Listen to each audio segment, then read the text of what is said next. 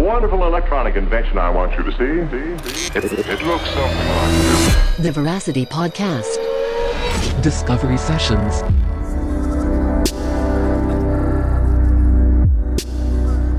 Hello, I'm your co-host Christian, and welcome to this episode of the Veracity Podcast. We had the opportunity to sit down with Patricia Galaczy, who's an expert on stress relief using the power of mindfulness. To date, Patricia has spent 20 years and well over 10,000 hours teaching people leaders, expertly guiding thousands of individuals through leadership, management, and mindfulness training and organizational development. Working with public and private organizations, CEOs, and executive groups, Patricia designs and leads customized organization training and retreats to all levels of leadership. She has almost 2 decades of mindfulness meditation experience and is one of the few Canadian instructors of the MBSR.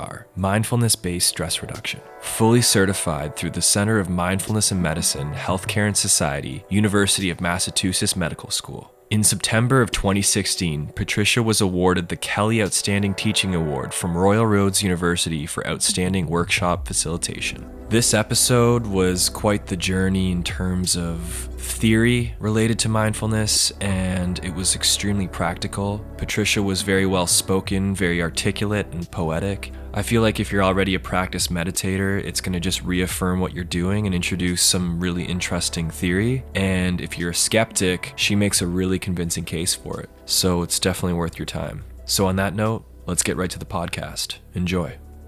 I guess I wanted to start with a little bit of your background and your story in terms of how you came to be a mindfulness teacher. Good question. I think that I worked in labor relations and human resource management. I studied psychology as an undergrad, and so I was always really interested kind of in the human condition. And I think that my experience, 20 years of teaching mindfulness, is a lot of people, including myself, come to this practice because of a direct experience of suffering in some way. So like just kind of coming up against themselves and realizing that, you know, our habits and our fears are kind of controlling our lives in a way that doesn't feel good or sustainable. And, you know, a lot of our strategies, we have so many of kind of dealing with what comes up, don't work. You know, there's kind of, they might work in the short term, but in the long term, it's not really helping us. It's kind of hurting us. So, you know, working, I guess there's kind of 2 ways of answering that question. Like there's the personal and then there's the professional. So personally, I think, you know, just struggling with what it meant to be a human being in my own mind and heart and body. And, you know, I was in kind of my 20s, and it's always a bit of an interesting time of coming up against stuff. And then professionally, I was working in an organization, and I saw a lot of suffering, you know, just the way that organizations were structured and the way people were treating each other, and conflict and power, and just felt like there was so much suffering outside of my experience and inside of my experience. So, you know, someone told me about it. I had been practicing yoga. So I'd been studying yoga and practicing yoga, and there was like moments of meditation in yoga. And that was kind of my entryway. And then somebody told me about mindfulness meditation and insight meditation or Vipassana meditation. And I was going traveling. I kind of did the cliche thing and went to India for, you know, traveling by myself, and sat my first 10-day retreat there. And in that first retreat, I had a direct experience of actually a fundamental shift. John Kabat-Zinn, who I studied with, he calls it an orthogonal shift. It's like a fundamental shift in the way that I perceived myself and the world, and also tapped into, even just briefly, what felt like a dormant capacity to meet sort of the inevitable challenges of life. And it was enough of a profound experience to change my life. So when I came home from that trip, I quit my job. And I've always been interested in teaching, so I started teaching part-time at BCIT at the School of Business in the evenings. And I actually kind of I went and did the Henry David Thoreau thing, and went and lived on a Gulf island for 5 years, and just went really deep, sat a lot of meditation retreats, studied meditation deeply with Spirit Rock Meditation Center in California, met a lot of teachers. I would teach yoga on long meditation retreats. So in that way, I got to sit the retreat, but I also got to like offer something. But at the same time, I was still teaching a little bit with leadership. So I was, for 15 years, I've taught with the Justice Institute, their Center for Leadership. But I kind of had this weird life where I was living on a Gulf island, and I had this whole meditation life and this whole other life. And then I, put a suit on and get on the ferry and go and teach at the Justice Institute. And I was developing curriculum in leadership. I was working with organizations. I was working with, skeptical populations like police or people working in government organizations. And I found that my meditation practice really informed how I was teaching, and sort of understanding mindfulness not as an intellectual concept, but just through my own direct experience was actually helping me develop the curriculum of what it meant to be a leader. But I kind of felt like I was in the closet. So I never told, the organizations I was working with that I was a meditator. Because it's only recently that mindfulness has become as cool and trendy. Mm-hmm. The days that I was teaching, like I said, I come from a labor relations background, and things like communication was considered woo-woo, touchy-feely. So you don't even you forget about mindfulness, like forget it. Yeah. So I just kind of hid that aspect of myself, and same with my meditation community. I wasn't really open with people when I was, working and being part of different meditation communities, that I was working in the kind of organizational world, because some teachers in that tradition would call it McMindfulness, like referring to losing some integrity when you're translating some of the teachings.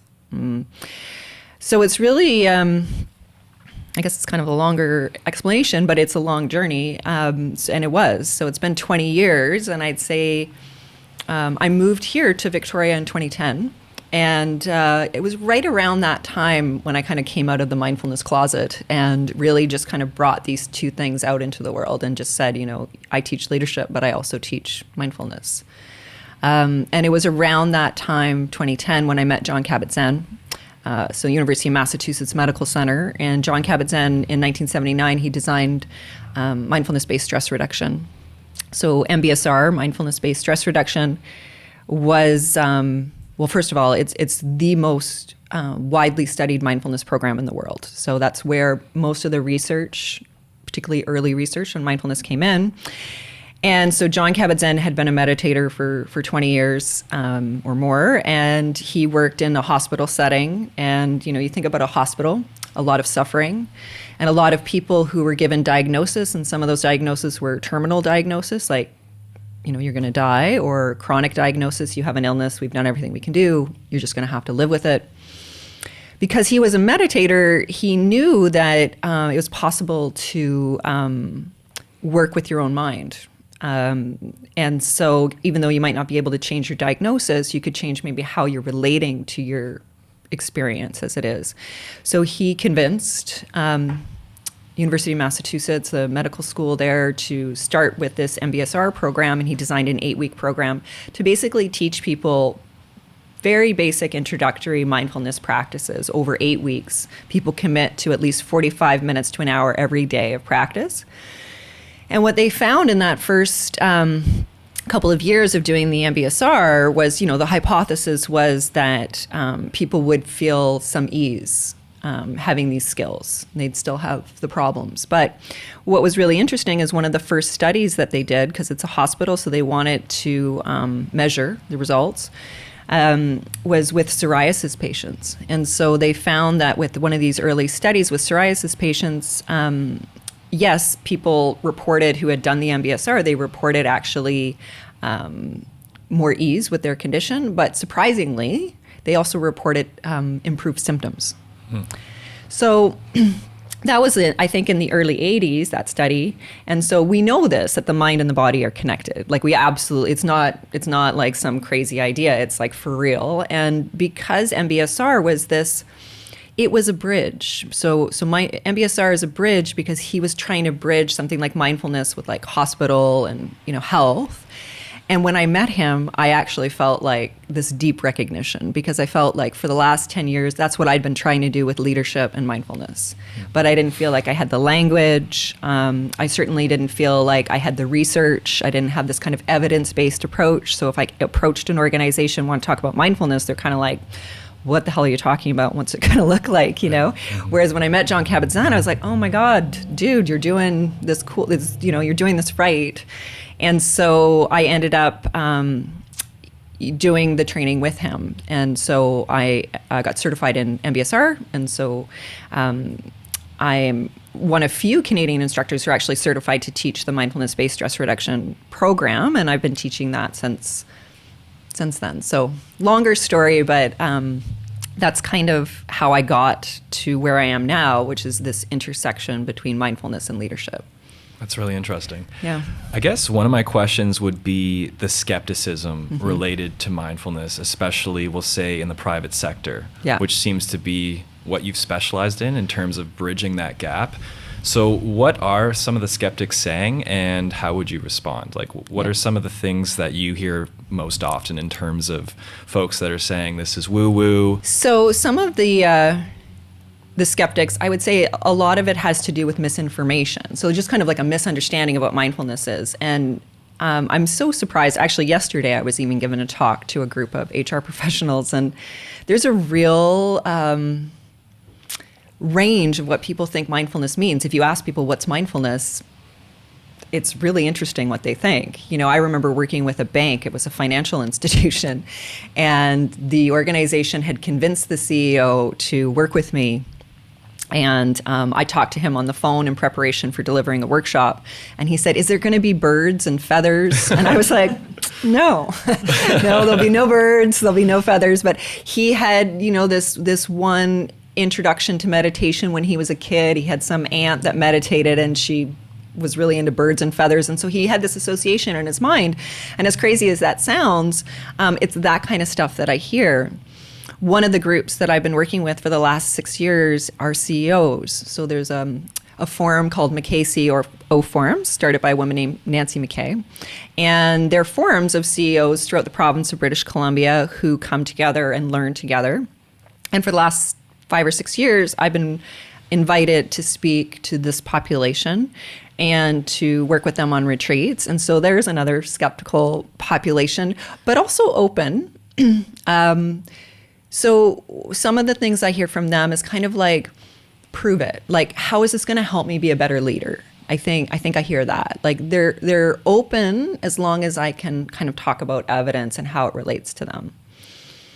So then how I respond to that is in many different ways. One of the most important ways is to define what mindfulness is and what it's not, and to address some of the myths about what mindfulness is. So the word mindfulness and the word meditation are not the same words. The etymology or the root of the word meditation means to cultivate. And there's as many different kinds of meditation as like snowflakes. Like, I mean, there's just so many different kinds of meditation. And some types of meditation are inviting people to, for example, stop thinking. Mindfulness is not about stopping thinking. So a lot of people, when I meet them, they think that, I could never do mindfulness because my mind's racing all the time. Well, great. Welcome to the human race. Mm-hmm. So the word mindfulness just means to remember. Sati, it means to remember. And what we're cultivating is remembering our present moment experience. So one of the definitions, Jon Kabat-Zinn uses this definition, is that mindfulness is kind of 4 qualities: paying attention, which, by the way, we have about a 5 to 8 second attention span right now, which is, I can talk a lot about that. Let's. We'll get into that. We'll get back to that. Yeah, it's not good. It's very bad. So paying attention on purpose, intentionally directing your attention in the present moment, and then without judgment. So the without judgment needs a bit more explanation, because when people hear that, they think, I'm not supposed to judge, like my mind's not supposed to judge. But what you're cultivating with mindfulness practice is actually awareness. And often when I teach this, I put my hand above my head like this to just talk about what I mean by awareness. So one of the things with CEO populations that I'll start with is I'll walk into a room and I'll ask them, what are you thinking right now?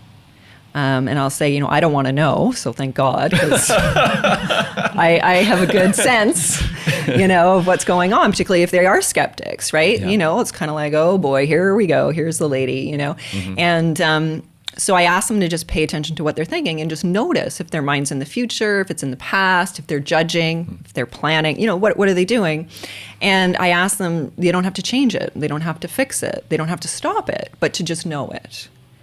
So mindfulness is paying attention on purpose in the present moment without judging. And the most important thing that we're cultivating with mindfulness is awareness.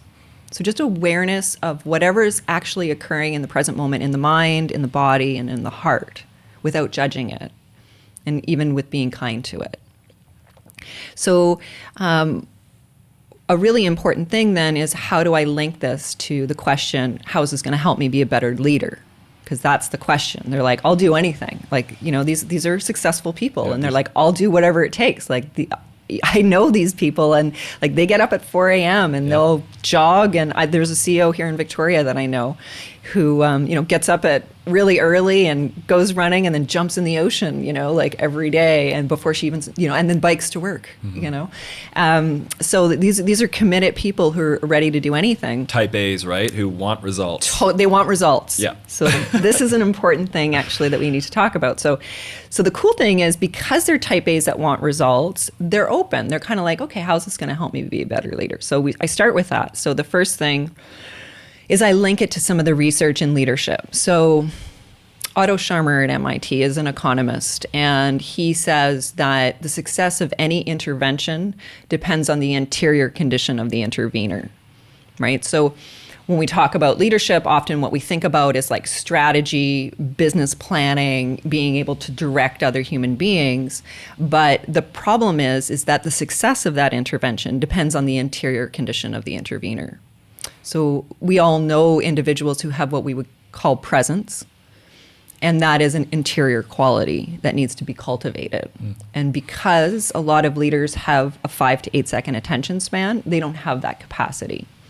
The good news is we can train in attention. So it's actually something, experience-dependent neuroplasticity, we can train in. But, talking to these CEOs, I'll ask them about stories, and they'll tell me, they call their executive in and they say, who made this decision? Made this huge negative economic impact. And, everybody get quiet and shy, and then somebody will say, you did. So it's like a leader who's just like going through autopilot, just kind of like going through the motions, and trying to get more and more done, but actually not being aware. So one of the definitions of leadership that I use with these groups is that a leader needs to be able to see clearly and respond skillfully. But most leaders don't see clearly because their minds are racing all the time, and they're trying to just kind of go in this way. And so Daniel Kahneman is somebody else who I reference, and Daniel Kahneman won the Nobel Prize in Behavioral Economics in 2002. He wrote a book called Thinking Fast and Slow that I introduced to these leaders that I'm working with, because it's kind of this bridge. And so one of the things that Daniel Kahneman talks about is that, he talks about thinking fast and slow. And so basically he says we have a fast brain that, for example, we have this conversation right now and let's talk about mindfulness, but let's hurry up. Let's just get to the 5 tips and tricks of mindfulness and move on. And that's kind of what he calls the fast brain. It's for automatic decisions. It's fast. It's like what's 2 + 2. And it's just kind of got that speed to it. Subperceptual, right? Yeah, exactly. And then our system 2, or our slow brain, is if, you ask the question what's 27 times 36? And I do ask this question of leaders when I'm in the room with them, and you can tell who's doing the math in their head, and it's very few. But in my lifetime, and I'm not that old, we used to do math in our heads. So the slower thinking requires us to sort of slow down.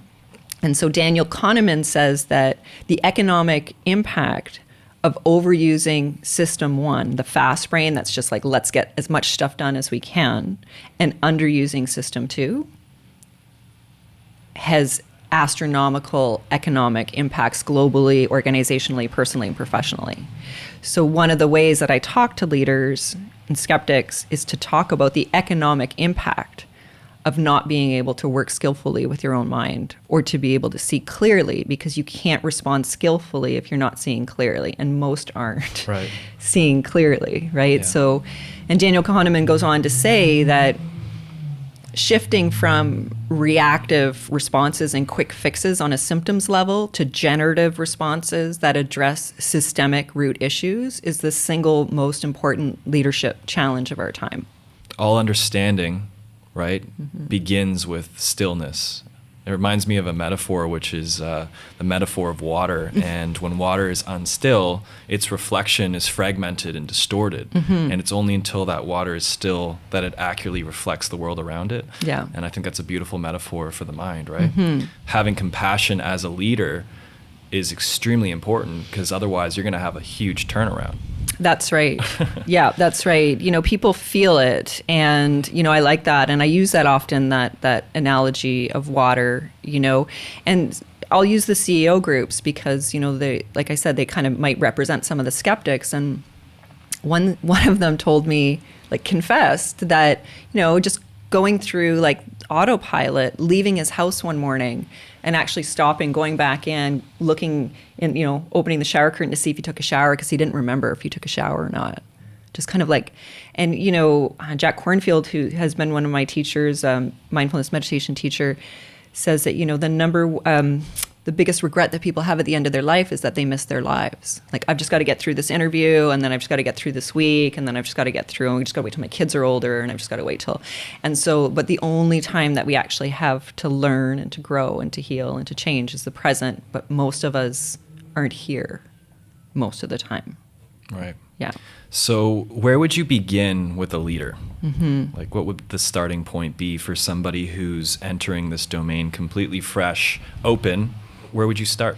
Well, like I said, I start almost every leadership course that I've ever taught with asking people to just start to pay attention to their present moment experience right now. So even as we're sitting here right now, right, the thing about this practice is that it's not an intellectual concept, right? It's a direct experience. And so, as I mentioned, I would ask people that I'm sitting in front of to just notice what they're thinking. Yeah. So I get them to notice. So when I give them the statistic about we have a 5 to 8 second attention span, I say, see for yourself. Right. Watch your mind.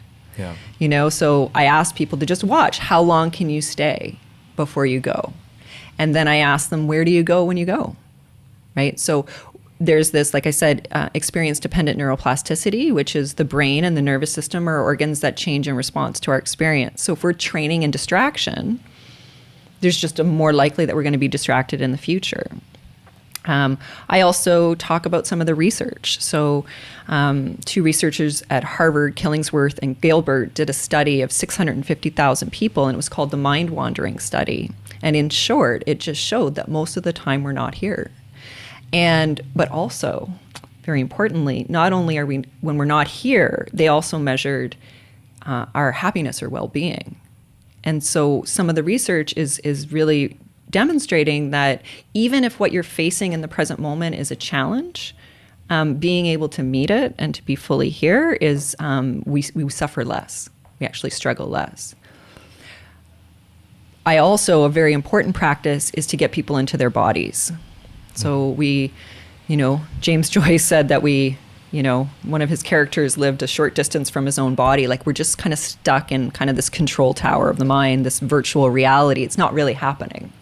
And so when I invite people who've never been experienced, you know, kind of understanding of this, to pay attention to their breath, or just to notice that they're sitting, right? So just, can you feel the chair? And like, even as we're sitting here, like, can you feel the air touch your skin? You know, and is it cool or warm? And can you notice the posture of your body? You know, and as you just start to bring attention to your senses, you're bringing yourself back into the present moment. And by giving people an opportunity to experience that right off the bat, like within the first 5-10 minutes I'm talking to them, I'm not trying to convince them. Although, like I said, I'll also use, you know, like Otto Scharmer at MIT and Daniel Kahneman, who won the Nobel Prize. You know, I'll drop those names. I mean, it depends on who I'm in front of. But, you know, like I said, my background is in business, and I did teach at the School of Business, and background in labor relations and arbitration. And so it's like, I worked in auto manufacturing, so come at me. It's like, I don't mean it that way, but more like I can understand the skepticism. Sure. I've worked in those environments. Yeah. It's interesting that there would be a disconnect between the mind and the body at all. It's like they're together. There's nothing that separates them. The mind is in the body. So you need to be aware of the body, and it all comes full circle. It's interesting. I'm wondering it sounds very individual, like you're working with CEOs, top dogs, leaders. Are you ever working in groups? Like, are you working as a team? Are you bringing those that maybe aren't at the forefront of the company and getting them to work together? Yeah, Nick, that's actually the majority of my work. Yeah. So I use the CEOs because it's probably a really good example of a skeptical population.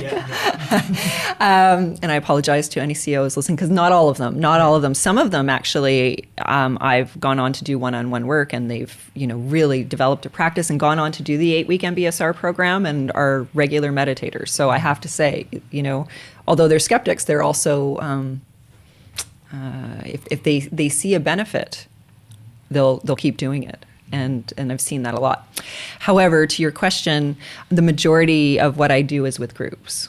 The majority of the populations that I work with are teams of individuals. So I am associate faculty with Royal Roads University, and a lot of the courses that I teach are courses in organizational development, so different types of organizations, not-for-profit organizations, government organizations, and organizations where there's some suffering. People don't work together very well. They struggle with usual things: conflict, communication styles, personalities, the pace of change, level of uncertainty. What I see is the levels of stress. One of the groups that I work pretty dedicatedly with since I've moved here to Victoria in maybe 2011 is the provincial government. And, we actually ran a couple of pilots of the MBSR with them. And we chose individuals who were doing frontline social work, like really hard stuff, like some really difficult work. And what we measured, we measured their stress scores. And what we see with different populations, public and private, is that people are really stressed out. And the impact on that financially for organizations, people on sick leave, people just not being able to be productive because they can't pay attention for more than 5 to 8 seconds at a time. People not being able to have healthy relationships at work, again, because they're not able to sort of be with difficult emotions, so emotional regulation. Being able to work more skillfully with their own minds. And so that's the biggest impact I think that my work has had is working with groups. Do you see a big impact in them in their personal lives? Do they ever come to you? I mean, I'm sure they come to you talking about how it's helped their personal relationship with their wife or their husband or their children or their family in general. Yeah, definitely. So, I still teach the Mindfulness Based Stress Reduction program, the 8-week MBSR. And I get the same kind of feedback from MBSR students who are practicing, an hour of meditation every day and doing this practice as I do from teaching a course on I teach a course called Teams That Trust. I teach a course on resilience and change and different language to speak to different populations, but we're using the same kind of mindfulness tools, and people will come back and say, oh my gosh, this is so helpful for dealing with my child who has developmental disabilities, or this is so helpful, it's really changed my relationship with my partner. It's incredible, actually, just the shift that happens with the relationship with your thoughts. Right. So, for example, prior to me meditating, thoughts for me were this innate truth. Right. And it was just part of me. I never questioned it. I didn't even think it was possible to necessarily be aware of it. It was just, the stream of thought, which was my identity. Right. And through my own practice itself, I've actually shifted that relationship where I can dial back and be more of an observer and realize that some of my thoughts aren't rooted in reality at all. They're just stories that I tell myself. And that shift is so powerful, right? And I'm sure that's a huge aspect of what you do. Absolutely. Yeah, I think that's a great way of saying it too. One phrase that I often share talking to that exact point is that thoughts are an excellent servant, but a terrible master, right? So when I ask individuals at the beginning of a session, whether it's a group or one individual CEO or leader, what I find is that I just had to take a moment there. It's okay. Yeah. But when I ask them, thoughts are, or ask them to reflect on that thoughts are a good servant but a poor master, this notion that, planning, for example, and judging are really important faculties of the mind, and we need to be planning and judging. But that if I was planning and judging right now, like even just that little blip there, but like if I was planning or judging right now, I wouldn't have the same mental agility to be able to have this conversation. Right. I certainly wouldn't have the confidence or the language to be able to stand up in front of large groups of people for a living, because I won't have the same capacity. So that's just one example of thoughts being a very good servant. When I want to direct my mind, I want to be able to be sharp and clear and make decisive action. But a very poor master when you're just, the constant stream of thoughts in your head that's just kind of running the show. Yeah. Like you hear often today, always trust your feelings, right? And I'm quite skeptical of that because intuitions play their role, but also too, sometimes our feelings or thoughts or emotions create a lot of unnecessary suffering. Yeah, and what I heard you just say there about feelings too is interesting. That's another area that I work a lot with. I'm actually developing a course right now called Emotional Literacy, but certainly my work around resilience and with emotional intelligence. But how we would understand working with mindfulness and working with emotions. So in the workplace, for example, we talk about emotions. Everyone has them. So the idea with mindfulness, which is, I think, so important, is that this idea of not repressing an emotion, but also not acting it out. So the way we work more skillfully with both thoughts and emotions and physical sensations from a mindfulness perspective is bringing this quality of mind that is paying attention on purpose in the present moment, non-judgmentally, that's curious, that's kind, that's open, that's receptive to whatever's arising and passing away in what we would call, this vessel of ourselves. And, sometimes our emotions come and go, and who knows why we had some strong emotion or why we had some flurry of thoughts, sitting long retreats. I remember a meditation teacher telling me, your mind's kind of like a dangerous neighborhood. You don't want to go there alone. Like it's kind of like just so crazy. And same with our emotions and even with our physical sensations. And one of the things with mindfulness is that we're not trying to figure anything out. We're just trying to change how we relate to what it means to be a human being. Because all of our thoughts and all of our emotions and even all of our physical sensations are always arising, lasting for a while, and then passing away. And what mindfulness is allowing us to do is to kind of be in relationship to that process and to be able to see it. And then from that place is to have more wisdom and more skill in how we are in the world. Right. Yeah. Yeah, sitting for that 10 days in BC there, something I really noticed was within those first initial 4 days or so, there was just this pattern of thinking that was always at the forefront and disturbing, I guess, my peace. Like I just couldn't move past it, and it would be agitating. And it really, I don't know, it's where I learned to listen to that. And I was like, what is that? And then it was like just a pattern. Eventually, I could get past it and move to the next phase, but it's something I've taken away from there and now incorporated into the rest of my life. Just like I notice when these patterns are showing up again in my day-to-day, and I'm not just sitting. It's like, yeah, if you sit with your mind for that little bit, you can, reroute, change the pattern a little bit, and make a difference. Yeah. And it's, the main key thing that you're describing there is awareness, right? So what we're cultivating with mindfulness is awareness that's compassionate, right? So to be able to see like a thought pattern that is just kind of looping to be able to know that that's happening and to be kind to it, that's really fundamentally in a very basic level what mindfulness is like what's happening right now in this moment, and can I allow it? Can I be kind to it? Because most of the time when people start to look at their own minds or hearts or bodies, there's a lot of judgment and there's a lot of shame that, my mind's so busy, or I have these emotions or even physical sensations. And a really important fundamental part of what mindfulness is kindness, sort of friendliness, curiosity of like, oh, what is this habit that's looping, and to be not dissociated. So it's not dissociation. It's actually coming very, very close in a moment-to-moment way with, our minds and our hearts and our bodies, and being like, oh, that's interesting. And then if we can stay interested, we can start to see how it arises and then lasts and then pass away. So it doesn't have that same sense of being so real, or very importantly, being me.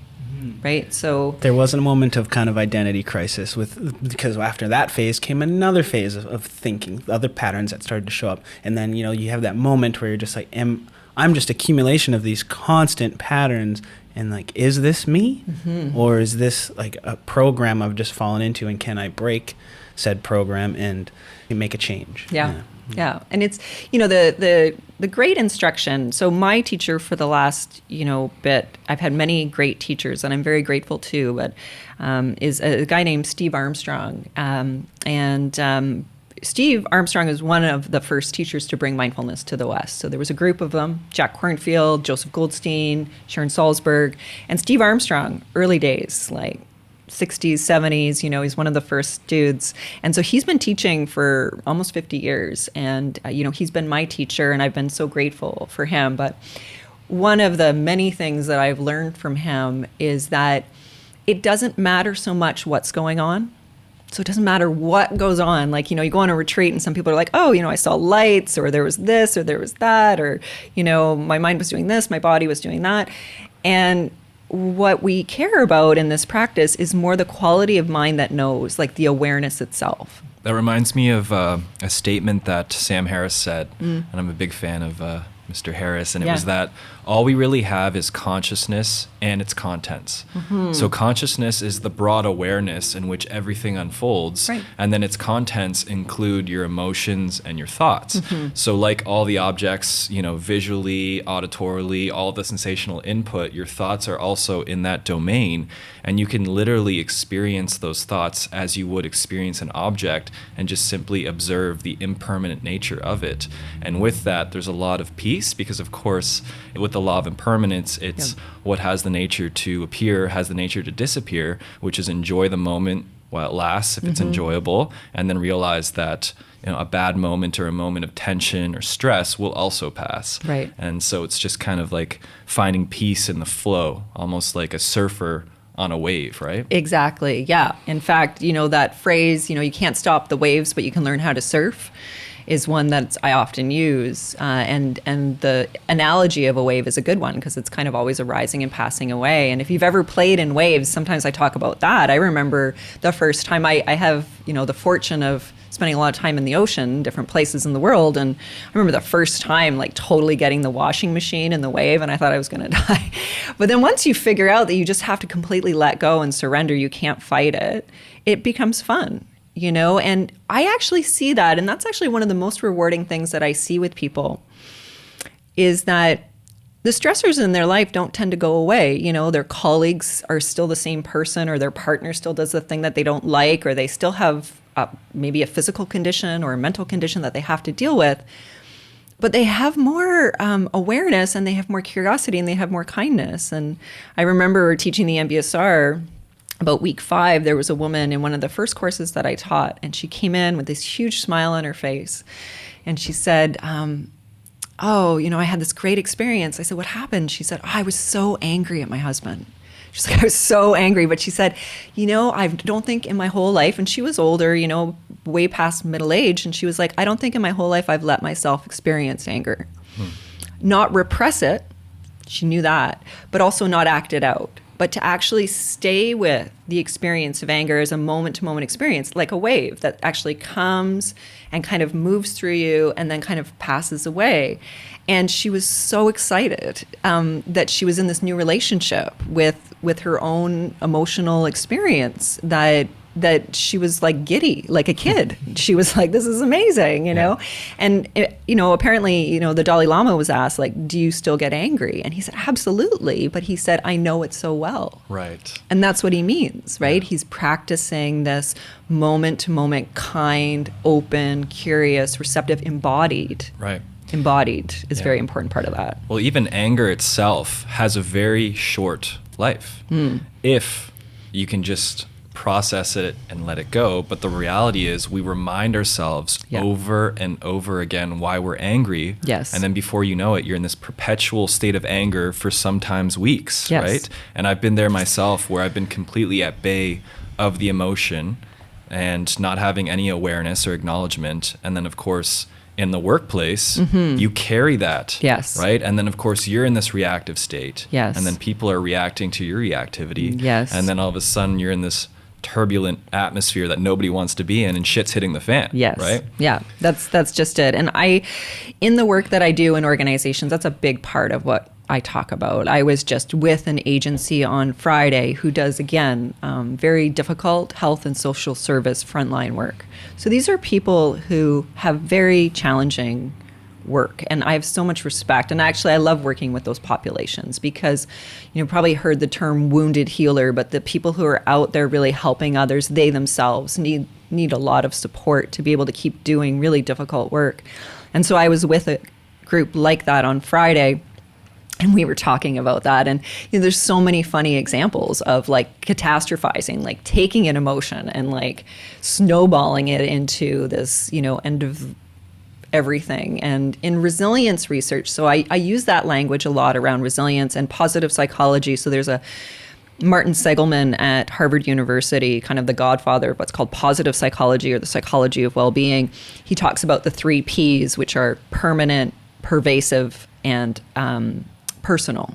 So this idea that, when we're faced with a challenge, if the mind is kind of going, this is personal, it's only happening to me, like whether it's anger or whatever it is, this is permanent, this is going to last forever, and then it's pervasive, this is going to influence every area of my life, that makes a really big difference in how we experience challenge and how we experience stress. So stress is actually something I talk quite a bit about, and this idea that stress is the perception of a physical or psychological threat, coupled with the belief that we don't have the resources to cope. So what we hear in that definition of stress is that a lot of it has to do with our mind state. So with mindfulness, and we're actually working with challenging those concepts of like, this is permanent, this is personal, this is pervasive, because we have awareness that can know it and see, oh, that's just a habit of mind. And then once we see it, then there's a possibility for wisdom. Right. And then, choosing another way. Yeah, and also too, when you start to understand your own processes and patterns, you also can be more compassionate towards others because, of course, you see yourself in others. Yeah. So an example for me was at one point here, there was a person going through a lot, and he was in a very reactive state. And it was very easy to react to his reactivity. I connected with the person I knew he was and brought that out of him by doing so, right? And that was just because of the practice I had done. And I'm not a saint or anything, but it really did work. And, this is a workplace, real life scenario, and that was a game changer. Yeah. So yeah, it's super important. It really is. And that's in fact, some teachers, including Jack Kornfield at Spirit Rock, have questioned the word mindfulness. And if you actually kind of trace back, because everything's been sort of interpreted, right, and sort of translated, but the original intention of the word mindfulness actually could be translated maybe more accurately as heartfulness, right? So this idea, the heart has to be involved. There is a big misunderstanding that mindfulness is about kind of working, in an analytical kind of way with the mind, and it's the absolute opposite of that, right? So it's really working with the direct embodied experience of what something is. a thought or an emotion or physical sensation, and not trying to figure it out. And there's also in that something that is challenging for people to get behind, but it's this idea of non-striving. So a lot of people will come to mindfulness because they feel like something's wrong with them, and that they want to fix themselves. It's like an improvement project. But that attitude is the opposite of what's actually required, because what mindfulness asks us to do is to fully know and accept what it's like in this moment. One of my teachers, Banti Guratna, he wrote a book called Mindfulness in Plain English, and I got to meet him years ago, and he says, be kind to yourself, be gentle with yourself. You may not be perfect, but you're all you've got to work with. And he says, accepting yourself exactly as you are in this moment is the first step in becoming who you will be. But a lot of people come because they feel like there's something wrong with them. And there's another, a guy named Bob Sharples wrote a book called Calming the Mind. And I often quote him or paraphrase him. And he says, don't meditate to fix yourself, to heal yourself, to improve yourself, or to redeem yourself. He says, rather, meditate as an act of love, of deep, warm friendship to yourself. He says, in that way, there's no longer any need for the subtle aggression of self-improvement that ties so many of our lives up in a knot. Rather, there's this idea of mindfulness meditation as an act of love. And, just yesterday I shared that with somebody, and I could see a woman start to cry, because we recognize that subtle aggression of self-improvement that says that there's something fundamentally wrong with me. Right. And mindfulness requires that we come to meet ourselves not as we think we should be, but as we actually are, with all our stuff. Right. A little bit of compassion for yourself. So much compassion, because when we start to really take an honest look, we see, that's the other myth of mindfulness, that it's all, butterflies and rainbows, and everybody who practices mindfulness, I'm so calm and happy all the time. No. You're going to experience 10,000 joys and 10,000 sorrows. You get equal measures of pleasure and pain, gain and loss, fame and disrepute. It's what you get. Yeah.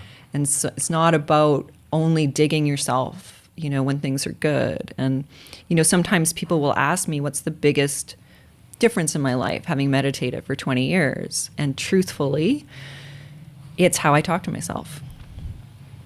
Yeah.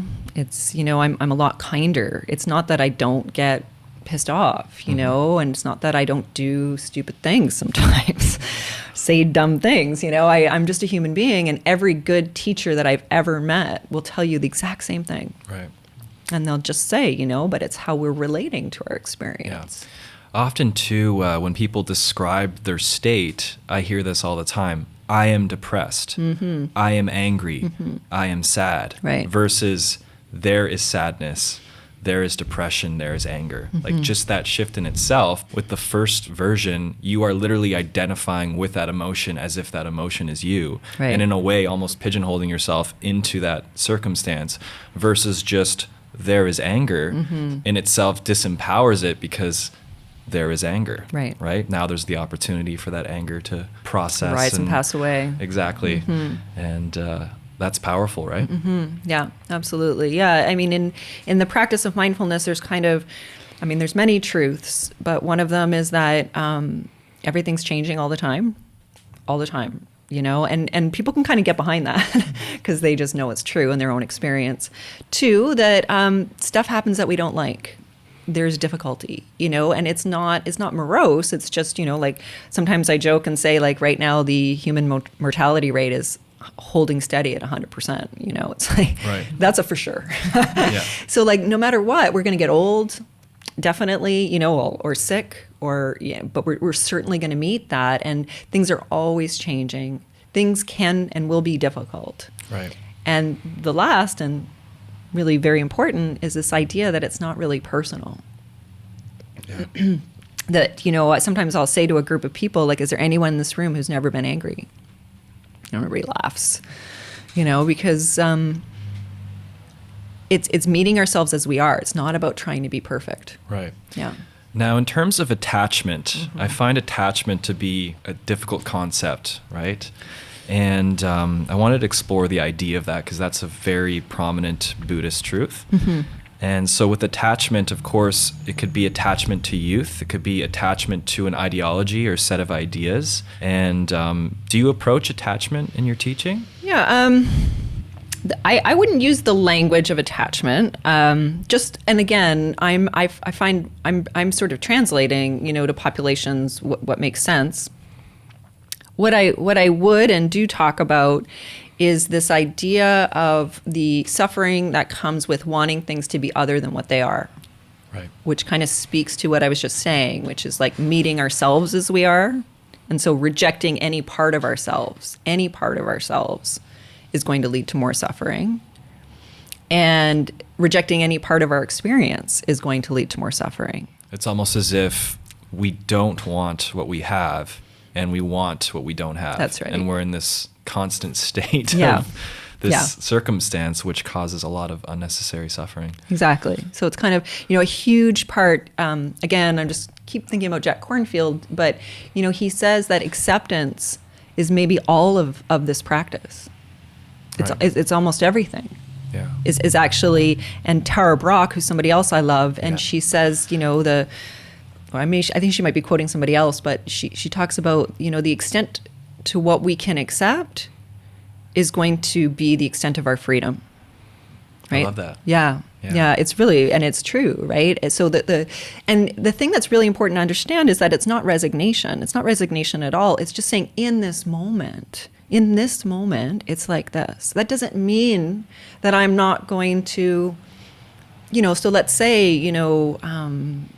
you want to be healthier and you want to exercise more, but in this moment, you're tired and you're sick. And in the moment right now, it's like this. Doesn't mean you don't get up tomorrow and go for, a walk or go to the gym. So it doesn't preclude. So I think that's one of the ideas around, if you want to call it attachment or sort of non-acceptance of what's going on. I actually read Radical Acceptance by Tara, and that was a fantastic book. And it was just a beautiful message in terms of just accepting all of it, all the facets of your personality, all the emotions with compassion, right? Is the awareness that can hold everything. That's it. But that's a really difficult abstract concept to understand until you've actually experienced it firsthand. And that's what I think is so beautiful about the mindfulness practice is it's not necessarily about what you're being told. It's close your eyes, have a sit. There might be, some sort of practice, but experience it yourself. Yeah. Right? And actually view the nature of reality. Yeah, that's it. And I would say that it is 100% see for yourself. Everything, I say this often, that everything that you'll ever learn about mindfulness will only come from one place, your own direct experience, right? So it's not going to come, you can read all you want to, like mindfulness is kind of sexy right now and it's kind of trendy, but we can talk about mindfulness all the time, but unless you're actually practicing. So, even as we are sitting here, if somebody's listening to this, it's like, can we bring awareness to the fact that we're sitting or to our breath or, to what's here in the mind and the heart, even as we're here, because that's not multitasking. When we do that, what we're cultivating is that presence. And I would just say that a really big question that's an important question about mindfulness is because you mentioned this sort of have a sit and have a seated practice. And often when we think about mindfulness or we think about meditation, that's what we think about, right? Is seated meditation with an object, which is the most universal is the breath, but there's many objects that we can use in mindfulness practice. And that is a very important part. And a lot of the research that we see is that, yes, we actually do need to sit and, sit and stay with compassionate awareness and kind of develop that capacity. So there's a discipline in being able to direct the mind over and over again. So we work with that 5 to 8 second attention span thing. Right. And that is a really important, and in MBSR, for example, Mindfulness Based Stress Reduction, we would refer to that as what we call formal mindfulness meditation practice. However, very importantly is how do we bring this practice into everything, right? So this is one of the biggest questions that I get, and I've been very fortunate. And again, I just, great respect to my teacher, Steve Armstrong, and his teacher, which is Sayadaw U Tejaniya, who's a Burmese monk. And Steve was ordained as a monk for several years in Burma, and Steve's most recent teacher is Sayadaw U Tejaniya, who's still alive, still in Burma. Just has a new book that just came out just a couple weeks ago called relax and be aware. And his book before that was called When Awareness Becomes Natural. And his story is really interesting. Just in brief, he grew up in Burma and he was a bit of a badass. You know, he kind of got in trouble and he got addicted to an addictive substance and was hanging out with the wrong people. And in Burma, if you kind of go down the wrong track, your parents send you to a monastery. Oh. Yeah, it's like an option, right? So, he'd go off to the monastery and he'd sit with the teacher, object of awareness, work and develop this practice. But then he'd come back and his family owned a business in the market. So it's like kind of like daily life and like people and his kind of badass friends. And so he'd end up going back. And then, his parents would send him off to the monastery again. And then he'd come back and he'd slip back into these bad behaviors. And he realized, oh, this isn't sustainable. Even though I've got this meditation practice, it's not translating into my daily life. So his whole teaching and his whole practice is how do you bring awareness into everything? Right. With my own practice, that's my biggest struggle right now is when I sit, it's almost like I give myself permission to just not problem solve and to just be and just to observe and sit back. Right. But it is very difficult for me to bring that practice into real life because, of course, I get carried away in the momentum of life and the reactivity and everything. Yeah. And so I'm still very much in the infancy of my practice, but yeah, no, it's definitely one of the bigger challenges. So do you have any advice? I do, yeah. So U Tejaniya say that we have to actually train in awareness. And so earlier, you're talking about like whatever's going on, the habit of mind or the loop, is to actually start to pay more attention to awareness itself. Like, so even as we're sitting here right now, right, is just noticing that awareness is here. That like we can feel our body sitting in this chair. You can hear the sound of my voice. We can see the lights that are here. And what's knowing these objects, these are objects, sights, sounds, thoughts, or objects, is awareness. And so to actually start to make our practice while we're doing this podcast or, you're talking to colleagues, to start to pay attention to the quality of awareness itself. Interesting. And to make that your primary practice. Right. And according to Tejaniya, should be able to pull that off all the time. And one of the things, if you think about the title of his most recent book is called Relax and Be Aware. And his instruction is like, you need to relax like a whole bunch. That's pretty hard to do at this point in life. This stage that we're at, this common thing. Everybody's stressed all the time. Phones are constantly going off. Cars are whizzing by.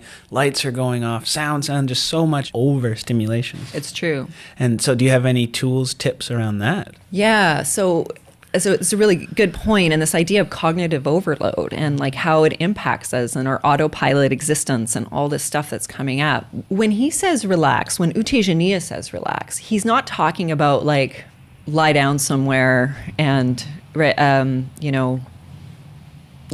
close your eyes and meditate. He's not talking about that. He's actually talking about, because he's coming from, imagine like the busiest market in Burma. Right? It's this crazy, talk about crazy noises, like crazy everything, right? So when he says relax, he's saying just relax into awareness itself. So there's an awareness that knows all the cars and the noise and the thoughts and the emotions and the colleagues and the, like all that stuff is still happening at that pace. And a lot of that we can't control. About acceptance. It's about acceptance and it's about that awareness, right? So it's like when he says relax, he's like, relax into awareness. Like hang out there. Instead of hanging out in the objects and the mind, hang out in the awareness. That's like, oh, wow, sound, thought, sensation. That can be, so what U Tejaniya talks about is the quality of awareness. So there's an awareness that's like trying to name everything. It's very busy. And then there's a very relaxed awareness that's just... Yeah. Would that also be called bear awareness or child awareness? I have not heard those, but I like it. Yeah. I say sure. I think the whole principle behind that is that a child will see a bird. Right. And before knowing the definition of bird, the child sees the bird for what it truly is. And then when the child learns the word bird, the child no longer sees the bird, but the word. Right. That's beautiful. And so we're always projecting meaning onto the world around us. That's it. Onto people and placing people in boxes, placing ourselves in boxes. This is your essence. This is what you are. This is what that is. and our brains are basically meaning machines. But of course, sometimes the meaning we project onto the subject or object in itself is inaccurate, and then we get upset when whatever that is steps out of line or whatever it might be. And so it's a matter of actually seeing with clarity, which is child awareness or bear awareness, I think it's called. Yeah. And you know, what he talks about, Utejaniya and my teacher Steve Armstrong would talk about, which I think is a great way of trying to practice with this, is to start to recognize the quality of awareness. So like when I first heard that instruction, I was like, what does that mean? And I think that like everything in mindfulness, it's kind of like just see for yourself by holding that question. So you kind of live that question instead of trying to answer it. But we can kind of notice like an awareness that's trying to figure something out versus an awareness that's really curious and just like super receptive. It's a different quality. Yeah, well, even just with my own experience too, I experienced some pretty severe anxiety when I first moved to the island about 3 years ago. And it got to the point where I had about 4 or 5 panic attacks, and I was feeling very destabilized and unwell. And I actually just shifted my relationship with the anxiety and basically approached it with curiosity. I sat with it, I brought it into my meditation. Whereabouts is this happening in my body? What is the sensation? Where is this coming from? And just with that curiosity in itself, it actually diminished the anxiety. And to this day, I still experience anxiety, but I've never actually entered that flight or fight circumstance where it's just that adrenal rush. That's it. And yeah, it's been like almost 3 years now where I haven't had a panic attack. And yeah, it was the power of mindfulness. Yeah, that's a great example. It's a good example because it's just this notion that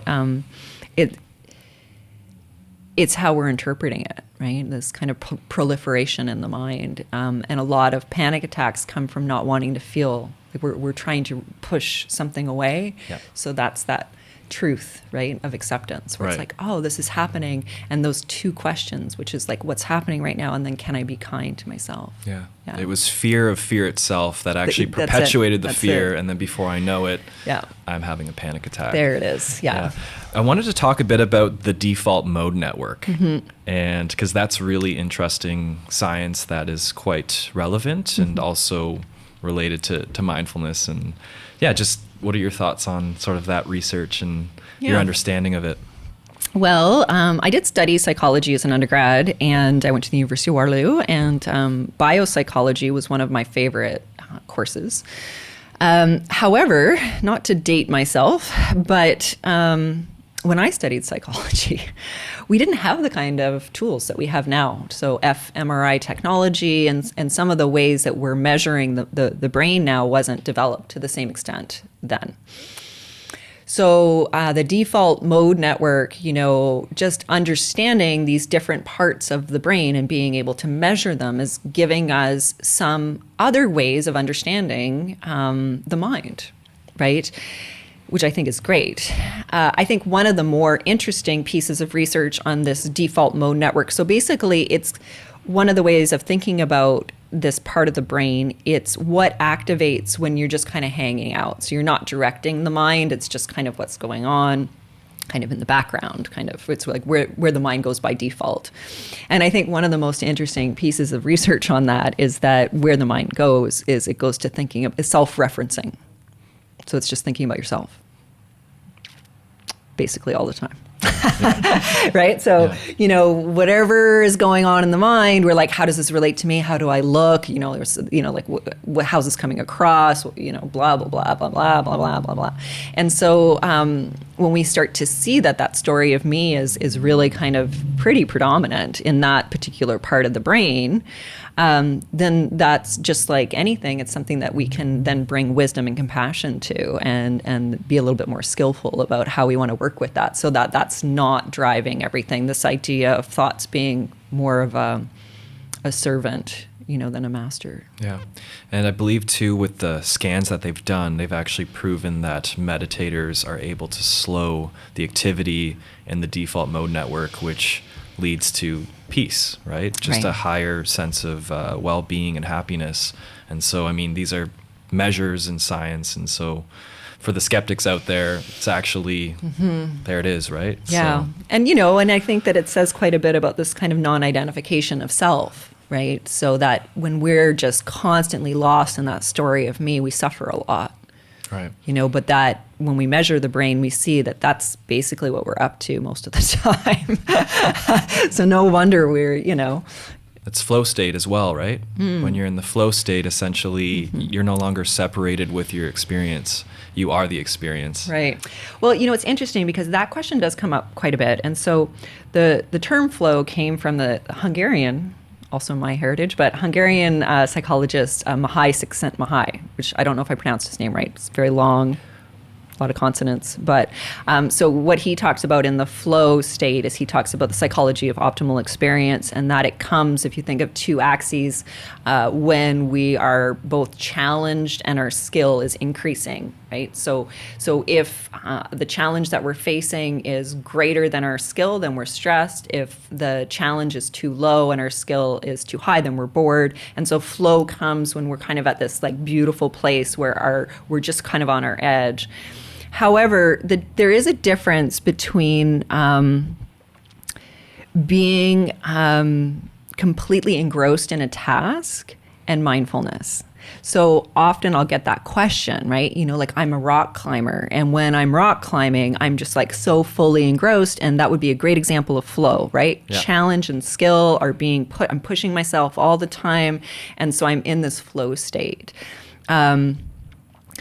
The difference with mindfulness, that's really kind of important. Both states are very important. So somebody like, for example, Dan Siegel, who's a neuroscientist, would talk about the healthy mind platter, and he would say that mindfulness is only one mind state that we need to develop, that we also need to develop kind of this more focused type state. But it's different than mindfulness because mindfulness has the aspect of awareness. Okay. And that's really a huge and very important difference. So mindfulness merged with flow. Now we're talking, right? Well, it's again, I think Dan Siegel speaks to this kind of in a good way. Is his work. People like Richard Davidson and Dan Siegel. These are neuroscientists that study things like mindfulness and flow states, and what they would say is that a healthy mind knows how to cycle through a whole bunch of different things. So the good news is that like a wandering mind, like just letting your mind wander, is actually a healthy thing to do. Being focused is a healthy thing to do. Being in a flow state is a healthy thing to do. Playing and joking around is a healthy thing to do. Connecting with other people is a healthy thing to do. Exercise, and mindfulness. So he kind of says, like, think of it like that way. Right? That the mind can be in different states at different times. So it's like the common denominator of all your experiences, basically. Awareness. Yeah. Yeah. Cool. Yeah. Well, Cool. thank you again for coming on. I appreciate the opportunity. I think, it's great that you're doing this. Yeah. All right. Thanks for listening to the Veracity podcast. If you enjoyed this conversation and want to support us, be sure to like, comment, or share. You can also follow us at Veracity Podcast on Instagram, Twitter, and Facebook for updates and exclusive content. If you're interested in being a featured guest on the show, you can visit our website at veracitypodcast.com and head on down to the Contact Us section. Thanks again for listening. It means so much to us, and stay tuned for more conversations just like this.